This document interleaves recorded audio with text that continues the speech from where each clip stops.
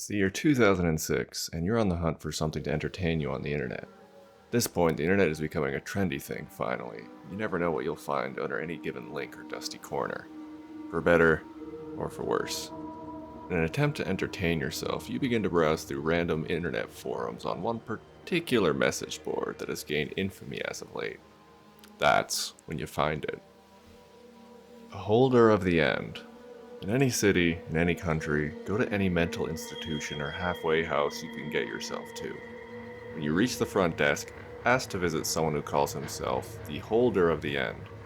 Should a childlike look of fear come over the worker's face, you will then be taken to a cell in the building.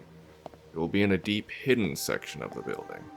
All you will hear is the sound of someone talking to themselves echoing through the halls. It is in a language that you will not understand, but your very soul will feel an unspeakable fear. Should the talking stop at any time, stop and quickly say aloud, "I'm just passing through, I wish to talk." If you still hear silence, flee, leave. Do not stop for anything. Do not go home. Don't stay at an inn. Just keep moving and sleep where your body drops. You will know in the morning if you've escaped. If the voice in the hall comes back after you utter those words, continue on. Upon reaching the cell, all you will see is a windowless room with a person in the corner, speaking the unknown language and cradling something. The person will only respond to one question: what happens when they all come together? The person will then stare into your eyes and answer your question in horrifying detail. Many go mad in that very cell, some disappear soon after the meeting, and a few end their lives. But most do the worst thing and look upon the object in the person's hands. You will want to as well. Be warned that if you do, your death will be one of cruelty and unrelenting horror. Your death will be in that room by that person's hand. That object is one of 538. They must never come together. Never. In this video, I'm going to be talking about something that up until this point, I had been able to track down for the life of me. For the last few years or more at this point, I've had a reoccurring memory from the early internet. One that I've been chasing. It was a webpage that I stumbled upon when I was a kid. Now, the reason I could never find this thing was in part because of my honest lack of effort to learn how to Google things, and probably the internet has moved on from it a while ago at this point. You see, I could never remember the details of the story, but I could remember that they were scary stories, and that they really sparked my imagination when I was a kid. Up until that point, I had never really come across stories like this, especially not ones that seemed so out there on the internet. I'm an avid fan of horror at this point, like now, and I would say that part of this and my enjoyment of horror at large had its origin point in this series, even if I only briefly interacted with it at the time. I want to give some context of this rediscovery before I explain the series, because I had genuinely thought prior to finding it that I would never be able to find this thing again. Like, this was from a previous era of the internet. At this point, we have kind of lost that era, something I realized recently. When I said I had stumbled across the series when I was a kid, for me, that was damn 17 years ago at this point. So it truly feels like I've unearthed something that I was certain I wouldn't be able to find again. For this reason, I've decided to take full advantage and bring it to my small audience's attention. Share a bit of my own history with the internet at large. It was with the help of a friend on Discord that I managed to find it. You see, I couldn't remember the name of the series or even any of the key titles used in it. The only thing I could remember from my childhood was finding a collection of horror stories that mostly started in a similar way. Just like that initial story from the start of the video specifically. I remember reading these stories that always involved going into an asylum of some sort and asking the clerk if you could talk to insert some spooky thing here. Now, while most stories began in a mental institution, they typically also involved a descent into paranormal madness. I could remember them acting as a sort of survival guide as well, with the goal of receiving some boon or reward by the end of it. Prior to my friend, I had actually searched for this series multiple times over the last 8 or so years. I asked websites like Reddit and more niche horror community if they had heard of anything like what I remembered, but it always led to dead ends with little to no answers. I still don't know how my friend managed to find this off of the few scraps of memories I was able to feed him, but within a few minutes he sent me a link. And after another few short minutes of browsing through the website he sent and reading a couple of stories, I could confirm it. This was it. At least, what was left of it. Looking at this website through the Wayback Machine, I could see it. This was the series of stories that I read all those years ago that had been a reoccurring hazy memory that had stuck with me all the way until now. But it's fitting, honestly, that something like this was lost to me, only to be unearthed by pure happenstance and talking to the right person. So, I did what anyone would do at that point. I read all of them. All of the main 538 stories, and a little more to catch up on what I had missed since then. At this point, the series had long been abandoned for the most part. The website now only being accessible, as I said, through the Wayback Machine.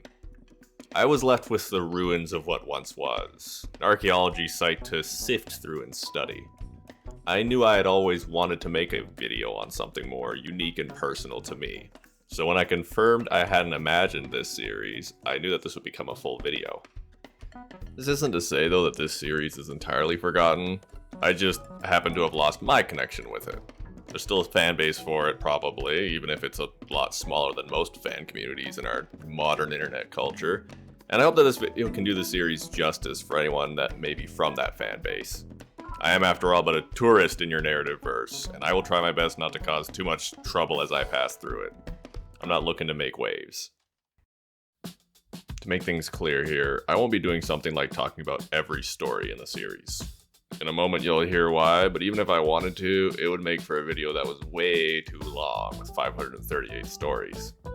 If you want to read or see all the stories, they are out there, either from the Wayback Machine or from some older YouTube playlist that I could spot floating around. Instead, I'm going to be, in a moment here, talking about what the Holder series was as a story, like its history, where it started, where it peaked, and then where it eventually ended. I do feel like I need to pay respects to something that was at least a push of influence in my life, and for something that was literally there at the start of internet horror at large. Literally, it was written around the same time as the first SCP. It was written before most creepypastas. This was an origin point for internet horror at large as it started to become more and more cemented into the culture. Now, I'll give some trigger warnings here. I won't be going into the specifics of the stories, but the Holder series is a collection of short horror stories written by the internet community circa 2006 to 2009, roughly speaking. If you were around for those early days of the internet, you know what kind of vile things were floating around then. This is in that era of early internet in a written form, which means that quite a lot, and I mean quite a lot of these stories are less tactful. It's not to say they are particularly horrific to read. Actually, I think the stories that do stray into those taboo areas are actually some of the most bland, as they almost entirely rely on shock value, but it is still worth mentioning. If you are horror squeamish in general, this series might be best avoided, but I think most people would be fine with the content given. This will also obviously be drastically different from my last two videos in both subject and content, but my channel only has a couple of videos, so what I'm doing hasn't really been decided on yet, so I figured it was a good idea to just chase what I'm passionate about for now. Introductions now out of the way, let us get into things. So the first confirmed posting of the Holder of the End, which was that story from the beginning, and the original one that started it all, was made on August 31st, 2006 at 8:25 p.m. We know that because it started on 4chan, which also means we don't necessarily know who wrote the original.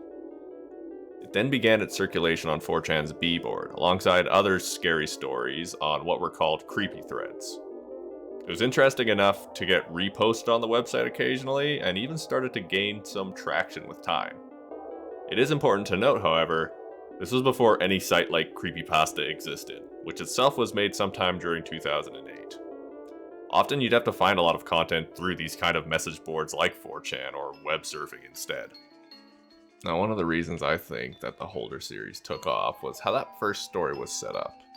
You already had a base that could be looked at and used as a format going forward for others to use. You, the reader, are the seeker. You seek out the holders that have these objects. The objects themselves have a vague connection to one another of some sort. It was written in a way that came off as a guide for the seeker, in order to survive whatever trials the holder had in place to reach their object. This builds the narrative world as one where other individuals have already sought out these objects or done research into them in order to assist or deter others. While it might seem relatively simple by today's standards, for its time it had more than enough hooks to keep people interested and cemented itself as a notable idea. It was a structured story, kept its details vague to pique interest, and provided an open format that anyone could adopt to contribute their own story with only a few set ideas to follow in order to fit into the structure provided. That ending was probably what really helped it stand apart, as it left an open invitation for others to contribute as well. This was one story of an apparent possible 538, though originally it was as high as 2,538. This is similar to why, in my opinion, the SCP set of stories took off eventually, as it mirrored a lot of these base ideas, which eventually formed a collaborative community. The first holder's website was initially started as a single page on WikiChan, which was a Wikipedia that was dedicated to 4chan culture, created sometime in late 2006. Members of WikiChan would copy over popular holder tales from 4chan or submit their own. By August of 2007, the series list was around 50 objects already, including the original. As time went on, what had started as a single story on an anonymous message board flourished into a full horror community, one of the first of its kind on the internet. Stories were contributed in an increasing number, and people worked to try to ensure some level of quality control. Now, this isn't to say it was smooth sailing at the start. Of course, with any early internet community, there was a lot of drama, a lot of which was centered around writing opinions and rewrites. Of note, for example, there is a decision to change the number of objects from that original 2,538 to the now 538. What we're able to read now, at this point, to the Wayback Machine, is the result of all of those stories being filtered, replaced, or altered throughout many years and iterations. I actually checked the different screen caps they had on the Wayback Machine, and if you switched it between the years, you'd occasionally see a story shift or completely change or be replaced with another one. But I don't really think that's a bad thing either, to be left with so many versions to look at. I mean, it was a collaborative story after all. It was always bound to be bounced around between editors and people attempting to wrestle control over the narrative and what they thought was cool. That to me is actually a part of the beauty in these kind of ventures. It's chaotic, it's messy, and that's what makes it more organic and fun to read for me. I'll pick up this story again with the first independent Holders website being created. In late 2007, the Holders.org was created by an individual known as Sysop, becoming the first freestanding Holders website and to try to act as a stable alternative to WikiChan at this point. Prior to this, WikiChan had had multiple instances of server crashes and raids, which had deleted or almost deleted the series entirely. It was only through backups and active administration that the stories had been preserved up until this point. Sysop, for his part, spent the next few weeks improving the website, doing some things like setting up links to the Holders pages, adding basic navigation, making backups of the wiki, and going around to collect more Holders tales from around the internet. What is also interesting, however, is that while some might see this as another attempt at a power grab to control the narrative, Sysop, for his part, was a very hands-off when it came to moderation, and was generally impossible to contact. A moderator known as Arca, even after serving on his site for over a decade, claimed to know literally nothing about them. Verbatim, that's a quote there. That to me doesn't read as someone who was very interested in any amount of control. If anything, it reads as someone who just wanted more of a competent place to enjoy these stories. I know personally that sometimes you just have to be the guy to do the extra work no one else wants to or has the knowledge for. He was probably just a fan of the series that got tired of going to a sketchy and unstable website to read up on it, and then decided to take matters into his own hands going forward instead. Contrasted to this, I find it funny that when WikiChan did finally start to discover the Holders.org, the reaction was overwhelmingly negative. More drama and fear over someone possibly trying to steal the series, and anger that people on this site were writing their own Holders stories so fast. It's very much an old versus new scenario. Sysop, for his part, made a few token acts of grace, in one case even keeping a Holder spot open because a member of WikiChan had claimed it for their own story. After some time, things cooled down as they always do, and then WikiChan came to accept this other site. And wouldn't you know it, it only took until May of 2008 for WikiChan to permanently crash, leaving theholders.org as the sole source for the Holder series on the internet if you wanted to find a majority of the stories. Which now takes us to the Gilded Age. Well, it was called the Gilded Age as it had the most activity at the time. It also marks a point of the most questionable quality of stories. It only took between 2008 to early 2009 to fill all of those 538 slots. Prior to the collapse of WikiChan, there had been a large amount of slots still available, but the increase in popularity caused all of them to be filled rapidly. The new website that was now the sole place to go to for Holders content allowed users to immediately post Holders tales to the object list without any sort of review. The theory was that users were supposed to work with other members to improve stories after it had been posted. What actually ended up happening, to no real surprise, was people would often post stories and then cease to respond to anyone. It was only the worst of the worst stories that the moderators would do any quality control on. Even when those stories would be deleted, they would then almost immediately be replaced, and then usual issues continued. In December of about 2008, there was a new category created for what was dubbed the Legion objects. It consisted of 2,000 additional objects that had been collected by Legion, a seeker of mythological status, and that were considered lost at this point. We'll get to Legion later on in this video. This area of the website I noticed was nowhere near as popular, only containing, as far as I could see, around 128 stories by the time things really fell off. Compare this with the original 538, and it's obvious that people held a stronger interest for the main canon of this series, if you could even call it that, which had been floating around at this point. Moving to October of 2009, Arca, the moderator I mentioned previously, made a forum post. In it were some ideas on how they could improve things going forward, and they requested members to go through the main website, identify any objects that were poorly written, and then offer solutions as to how they could be improved. This was with the hope that this would help improve the overall quality of things and provide more room for higher quality stories to come in if any old ones were deleted, as well as hopefully promote further activity. Unfortunately, however, while this post resulted in many pages of discussion, it did not result in a noticeable improvement to the writing quality of the website. And it is at this point that we enter into stagnation. Between 2009 to 2012, there was gradually less activity, and 2012 itself marked one of Sysop's last visits to the website in order to combat a rampant increase in spammers on the forum. For me, I saw this as kind of a tipping point for the series, where it really went from a well-known internet sect to a forgotten chunk of storytelling. People moved on as trends typically do on the internet, and there was a lot of new stuff popping up, so people didn't really have time for a series which was mostly complete at this point and wasn't really going anywhere. Past this point, there are a few other notable events, but to summarize things quickly, there were attempts to revive the series by moving it to a new website because the old one was being spammed to hell, as well as even possibly starting a Holders 2, that was up in the air. From what I could read though, most of these plans fell apart due to fighting among existing moderators at the time. People at the top bickering, people would scatter. Usual thing. Anyways, it actually took Sysop coming back from the void to restore the previous website and stabilize things again. Though he managed to fix things up, his changes to it had the unattended side effect which locked out any editing to the website itself. Claimed to be looking into it at the time, but then would vanish again, this time permanently. Which honestly, I just want to talk about this guy for a moment in a tangent as we wind down the timeline of the series. So, summary of this internet stranger. He showed up in 2007. Decided, hey, I enjoy this series and it's obvious in its current state we could lose it. So he goes and makes his own website. That is basically better than the current one. Does all the groundwork for it, assigns some moderators, and then basically kicks his feet up and lets the others do the rest of the grunt work until about 2012.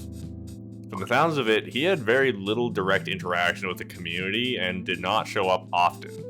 So much so that his own mod team didn't know anything about the dude. If he did show up on the forums, I'm assuming like he was only talking about the stories. If no one knew who he was, then this guy definitely didn't talk about himself. And to wrap it all up, this guy pops out of the void again after being gone for over a year to fix up the old website. Messes up but says, hey, I'm working on a fix, and then disappears into the void for a final time. I swear this guy sounds like a holder himself. Best part though, I haven't even told you yet.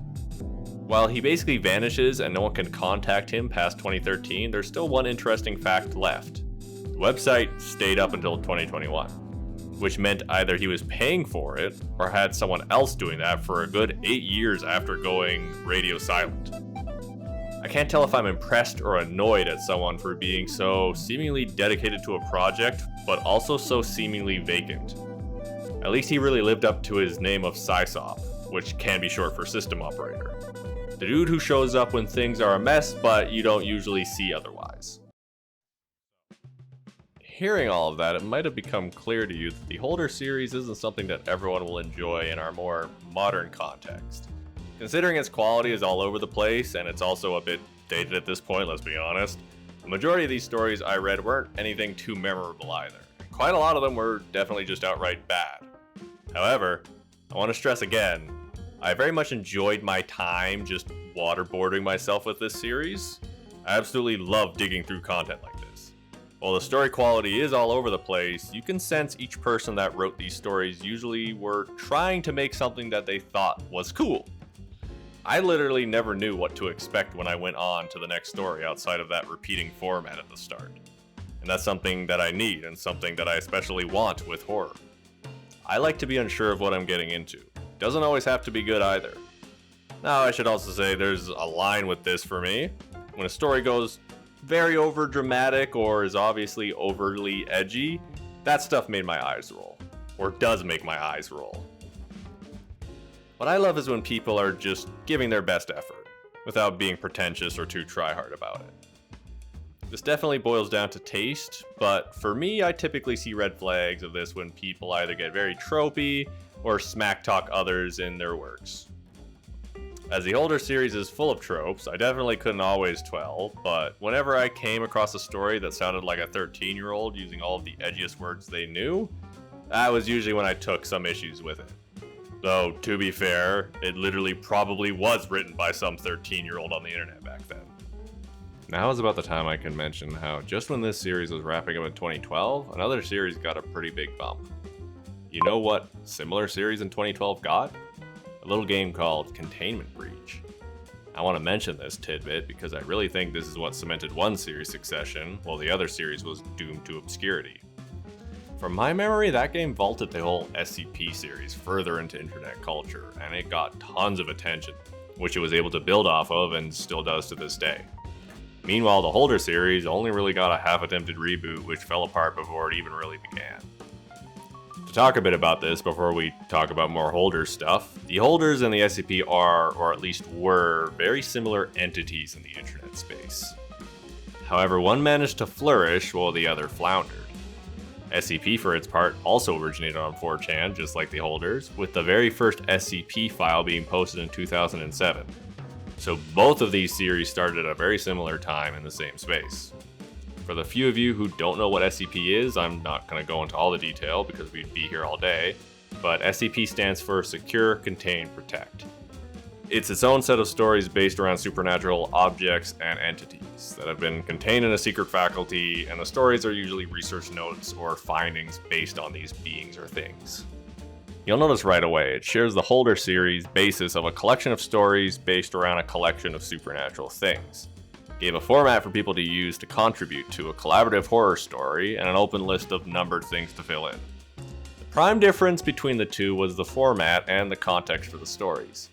In SCP, the objects being written about were usually already contained and were being studied. It was a format for a more scientific approach to horror, and was more flexible for other media in my opinion, like games or video content. The Holders, meanwhile, reads like a horror survival guide to collecting these objects.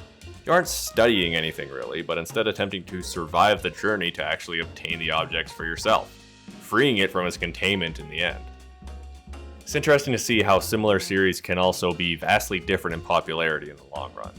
With SCP, it was a lot more open-ended, I suppose. There wasn't really a plot or goal, unlike the Holder series. So it built more of a universe for people to use for their own stories. Perhaps if the second rendition of the Holders actually took off, it might have been what the series needed to survive. But seemingly that was not what fate had in mind for it. At this point, the Holder series is mainly discussed by a small surviving community, with the original website only accessible through the Wayback Machine. Meanwhile, SCP has a popular website, games, movies, and a spin-off series based around it.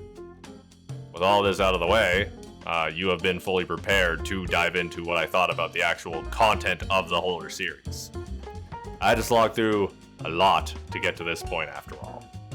I did a rough estimate, and it took around 30 hours of reading just to get through all of those stories and web content, but it was definitely an experience that I don't regret.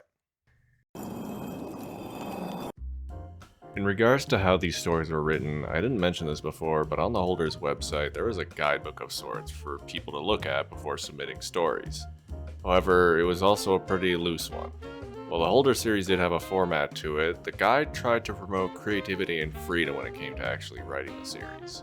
There wasn't any one specific way to write a story for submission, but just kind of, hey, here's a list of ideas and guidelines you can follow if you want to write a decent story, stuff like that.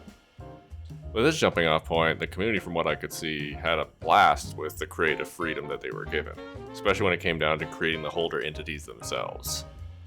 Now, I should admit, I'm a sucker for stories with monsters. Whether it's cryptids, ghouls, ghosts, and everything in between, I'm there for, and far more than a story about some crazed killer or traumatic event.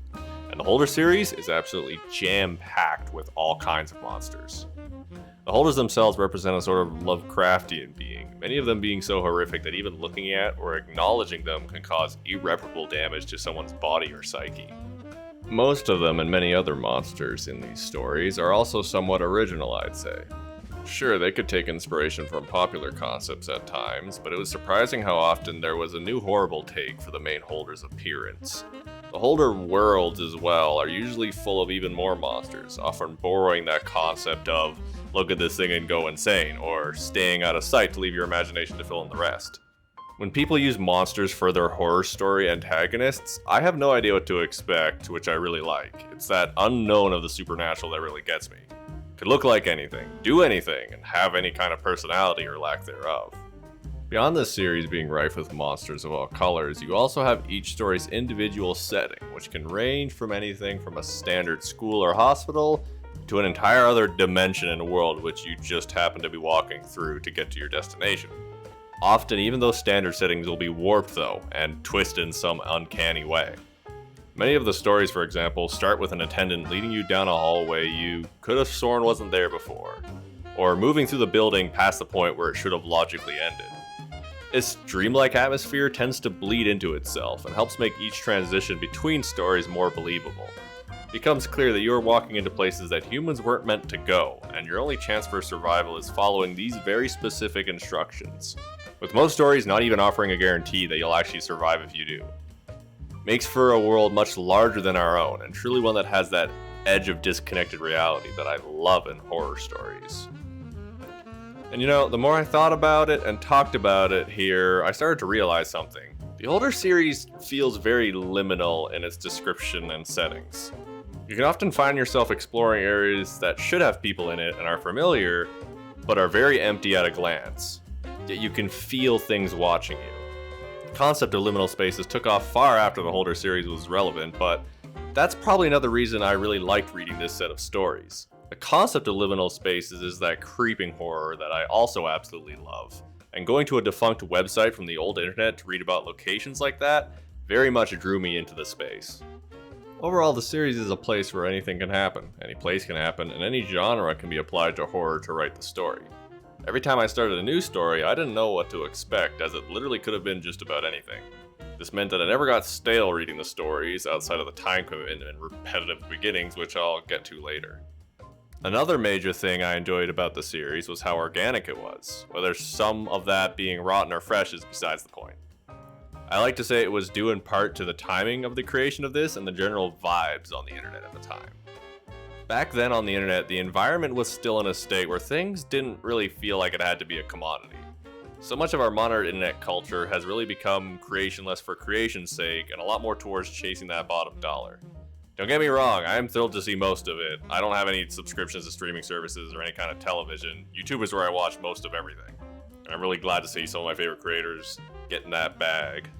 But back in the 2000s, there was also more of an air of people pursuing things for the passion of it, which probably made sense considering the pay was pretty much non-existent for a while.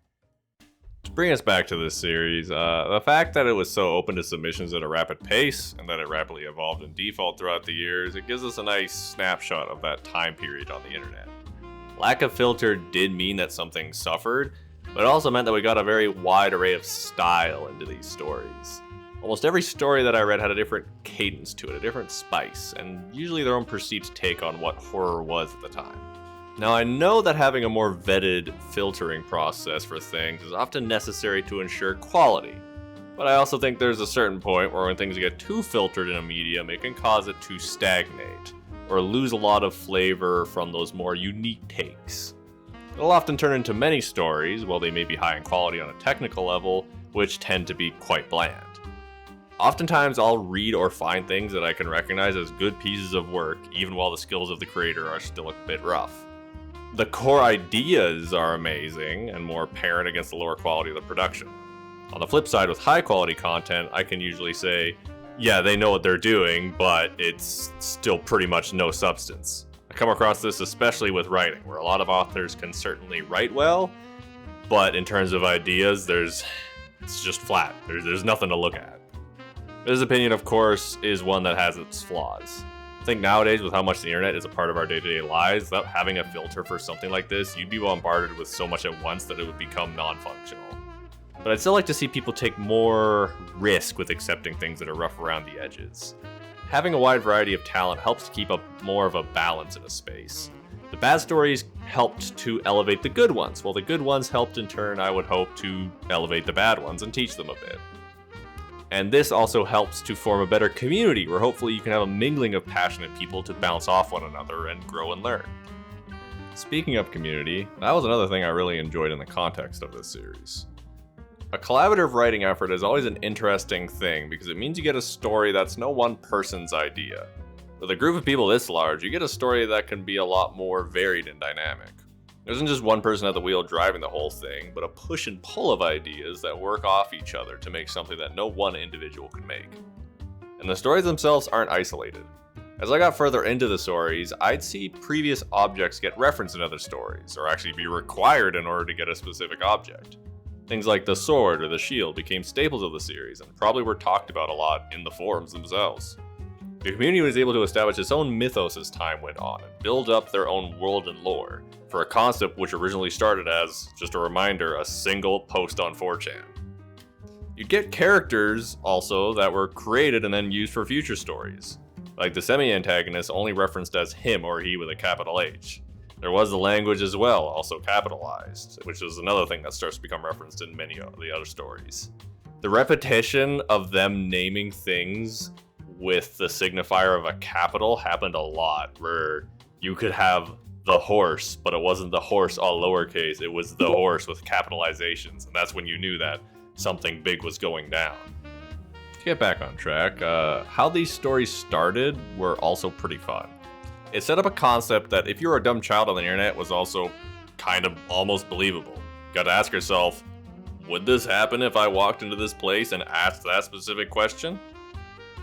With how each story comes off as an instruction guide, there was also that sense that it had a source coming from other seekers, or even occasionally the rare holder. It is a setup as someone telling their own story in part, but more so preparing you for your own story, which I don't see too often in horror. When you include the reader into the setting that way, I felt that it automatically made me a little bit more invested in what I was reading. For the lore of the Holder series, it's a setting where while the main events happen canonically in our world, much of it also transpires in dimensions that are accessed through it. Outside of the Holder's dimensions, though, the series only really had one other mainstay area, that being the Void.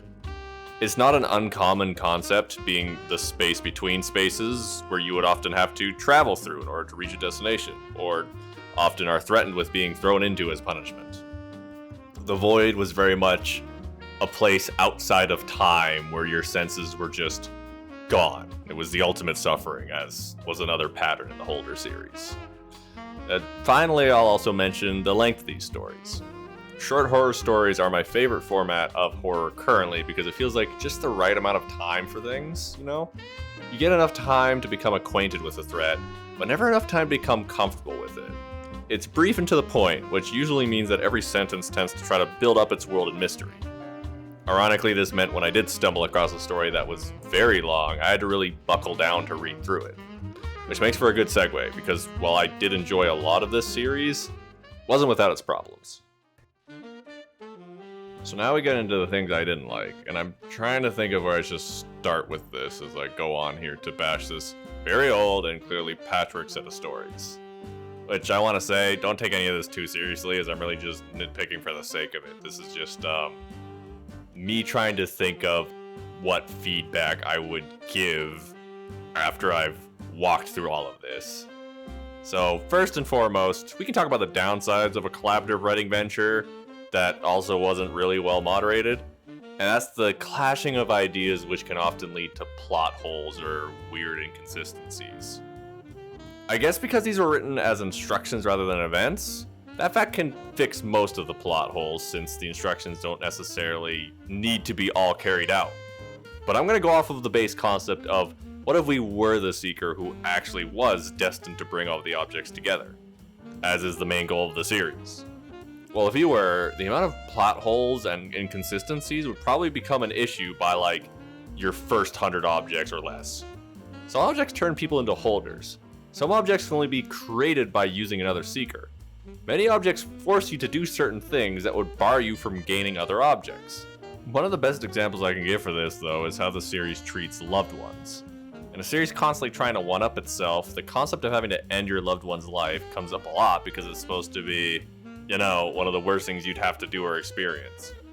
The problem with that is after the first occurrence of this, I'm left asking myself, well, okay, I just did that. Does this mean when I have to do it again, does it go to the person I love the second most after them?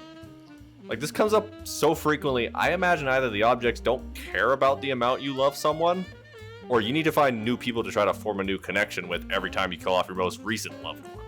Which, spoiler alert, by object like 5 or 10, you probably won't be right in the head to make any new connections. Just no. It's to the point where by the end of the journey, you are probably being forced to off people you just walked by on the street once in order to get all of the objects. Which brings me to another point. The idea of killing your loved one is one of many where a lot of stories try to one-up each other. Even within the first few stories of the series, you have phrases like, worse than anything you can possibly think of, or a fate even the gods would shudder at without them saying what it is. It reminded me of kids on the playground saying something like, I'm infinity strong, only to have another kid say, well, I'm infinity strong plus 1. When you raise the limit to the limitless, then everything just kind of equals out. There's no more room for danger when the danger has already passed what we can imagine as humans. It meant that the stories that didn't overuse that trope were actually a lot more interesting. For my perceived protagonist, because everything is so beyond comprehension, I think the only person that could accomplish this task of collecting all the objects is someone who is either like in total control of their emotional state, or someone that can survive being blasted mentally numb by their third object. Like, it's like if you threatened me with being hit by a nuclear bomb or an atomic bomb, with how often this series goes to beyond what you can imagine.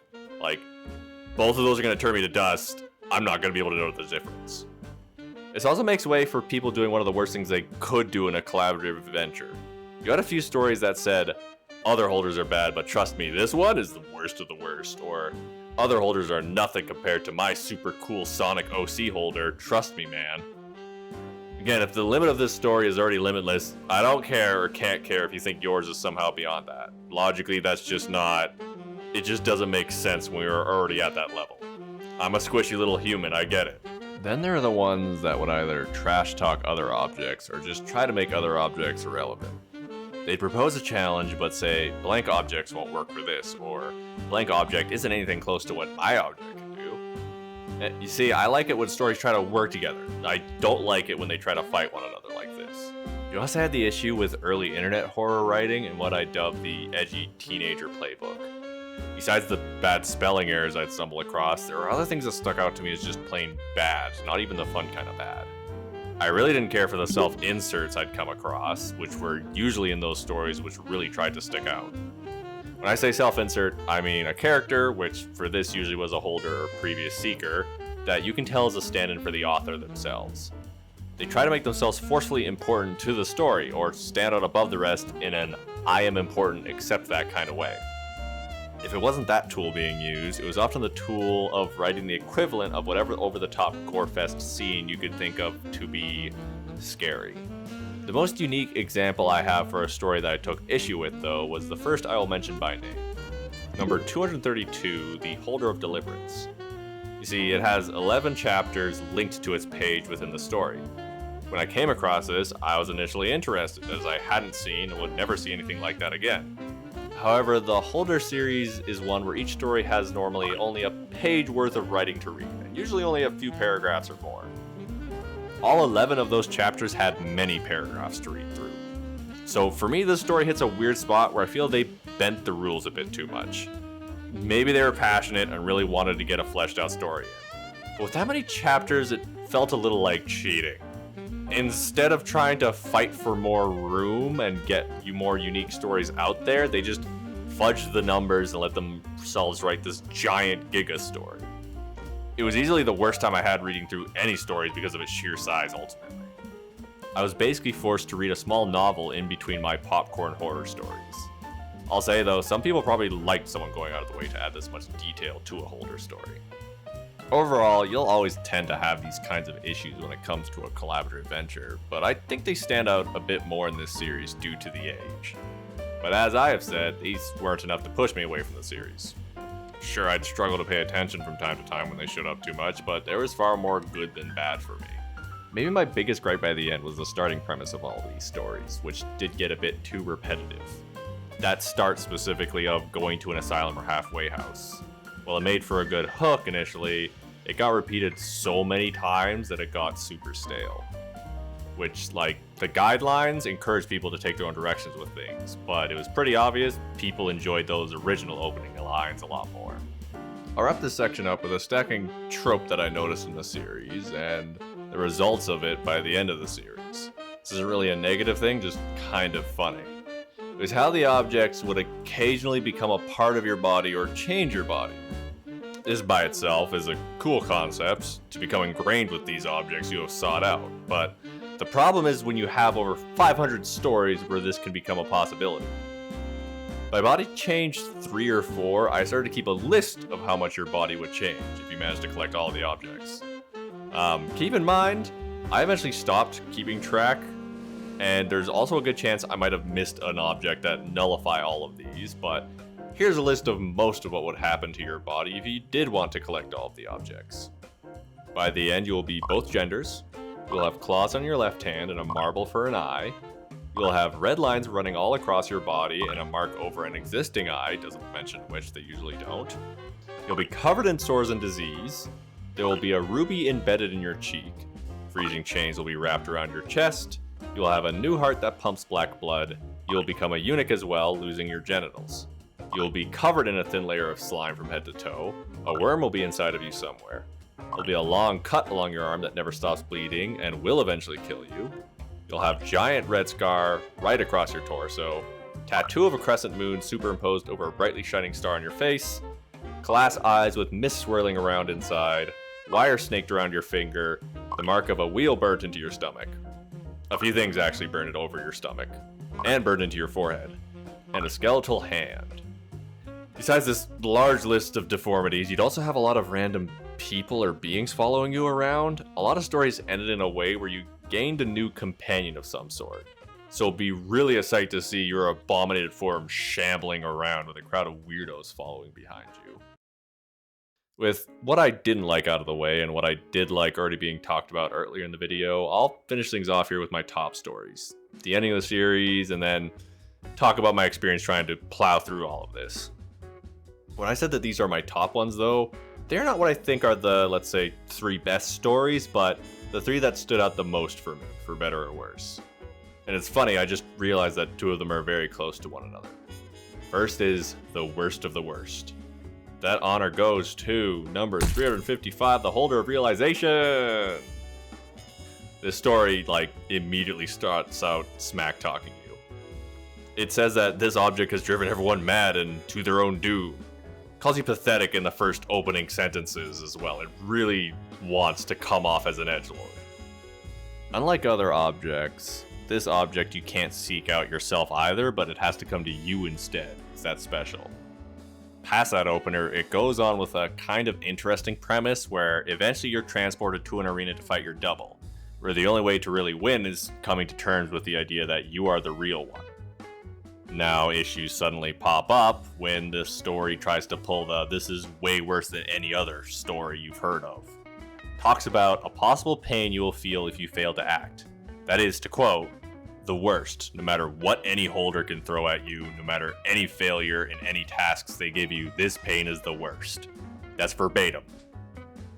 I think this story struck a nerve with me because if it didn't include those cocky opening lines and the following one-upmanship, it might have made for a passable or maybe even good story.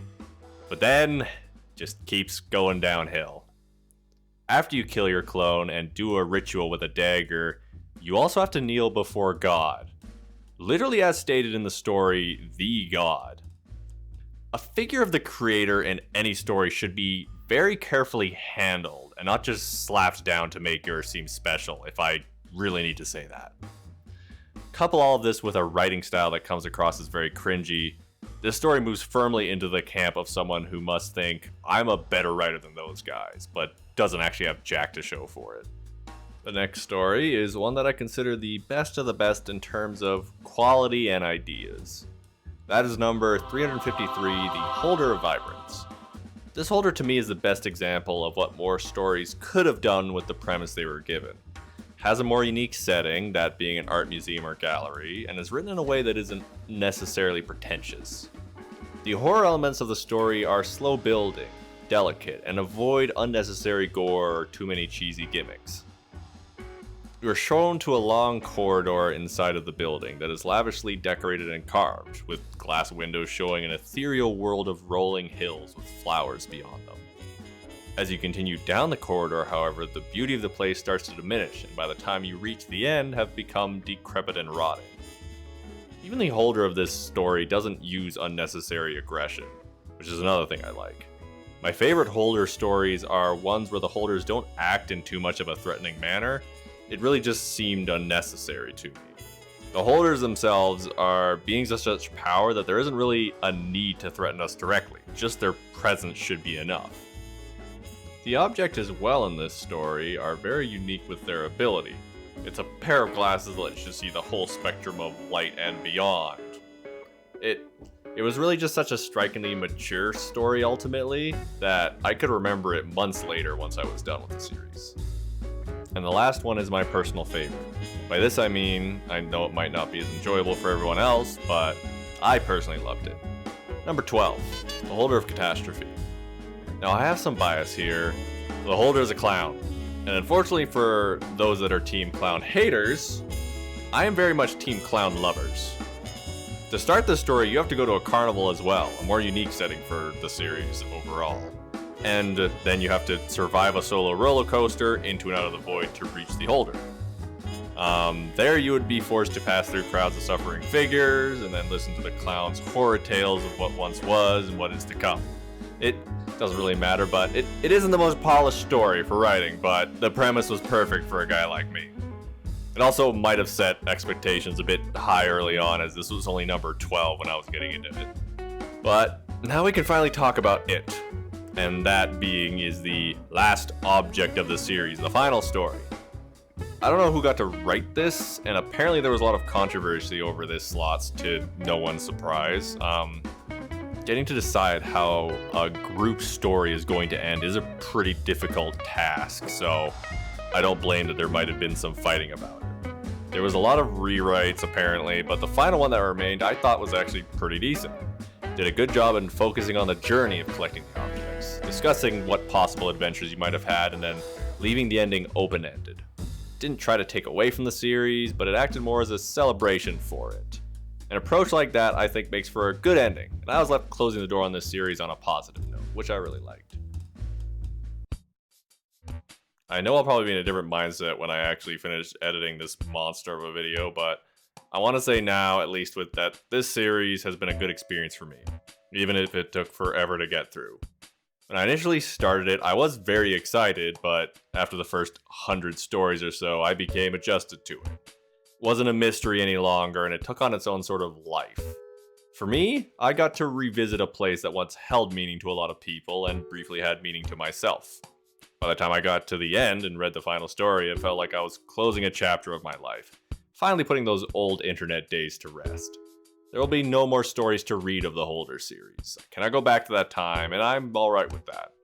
While they probably won't be archived forever, I'm glad I could catch the series before it entirely faded away from the internet. And I hope that this video can help raise awareness to a series that deserves just a bit more attention for its influence on early internet horror. I was also unsure if I really wanted to do this video, but I'd honestly be rather producing content that I'm interested in overall. Going forward, I don't know what I'm going to be doing next. It might still be horror related depending on how this is received, but we'll see as time goes on. That's all for now. Thank you for watching, and try not to harass too many local asylums over this video, okay?